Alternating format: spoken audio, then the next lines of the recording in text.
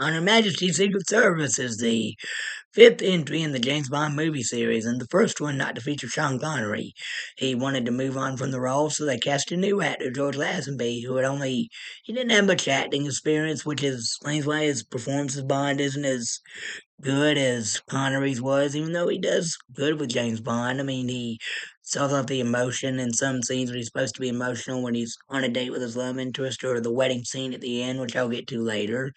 And the he does pretty good with the fight scenes, pretty cool in like martial arts and hand-to-hand combat, doing the stunts very well. The this has some pretty cool action in it. Not just fist fights and martial arts, but cool cars and chases and gadgets and guns and whatnot. And there's a cool battle scene at the end I'll get to later. Um, the main plot of the movie is Bond. He's supposed to investigate investigate Blofeld again, who is this time he has this like mountaintop resort in the Swiss Alps where he is has these women coming over. He's using the place as a clinic to help with their allergies and other diseases they might have, and but he's like using it as a cover to infect them to in order to spread a germ warfare type disease. Uh, and of course, well, Bond, while he's investigating that, he also meets this young woman named Tracy, whom he saves from suicide at the beginning. Find out her dad, Draco, is this like rich count who was once Bond to marry his daughter, and Bond is reluctant to do it at first, but he gets to know Tracy, and they fall in love, and the romantic scenes they have together are very nice.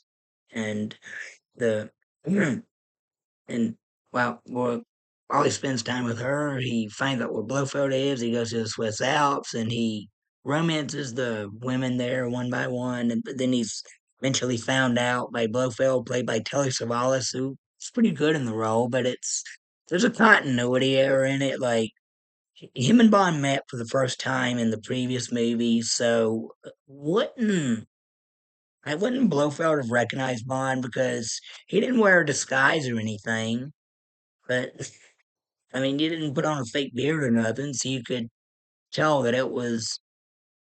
Well, it's not the same actor, but it's the same character played by a different actor. So, and George Lazenby didn't really much resemble Sean Connery, which well, Roger Moore didn't either. But um, the anyway, my point is like also Blofeld he had a scar and you only live twice. This one he doesn't have a scar, so it doesn't make sense why he doesn't have a scar. Or no way, maybe he had surgery to remove that, but whatever. Um.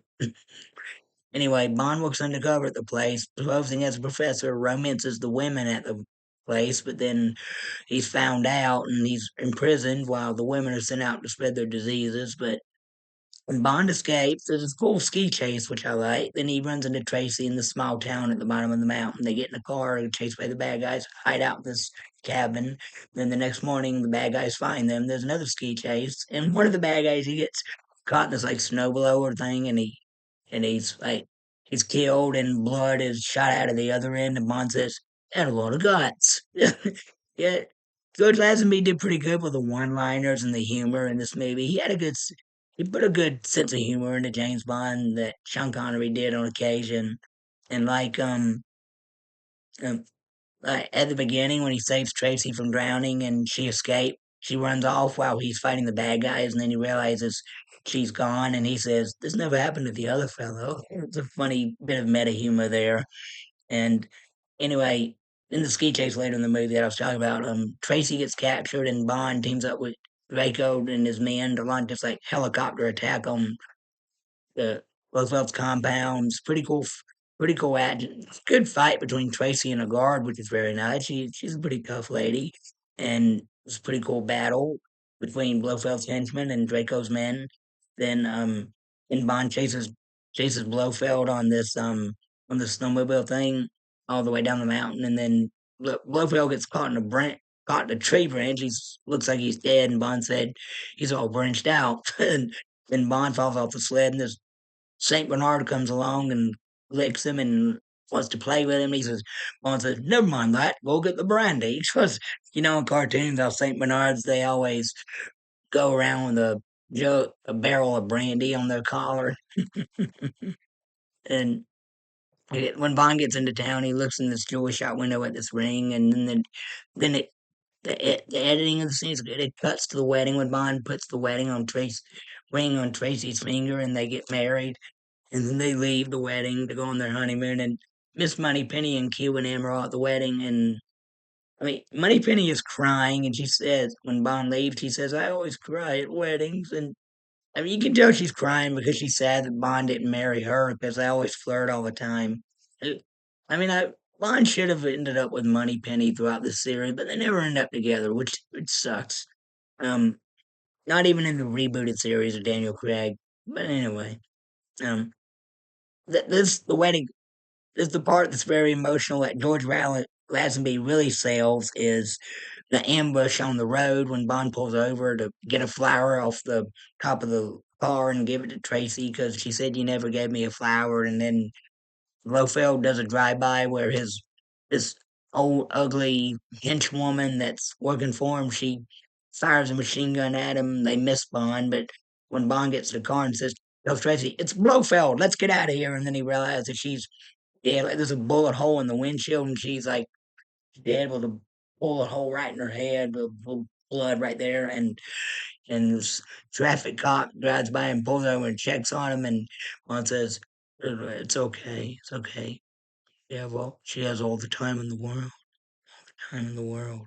And this is sad, somber music playing, and he's just cradling his dead wife's corpse, very heartbroken. He doesn't cry, but you can tell by the way his voice sounds that he's probably going to cry later off screen.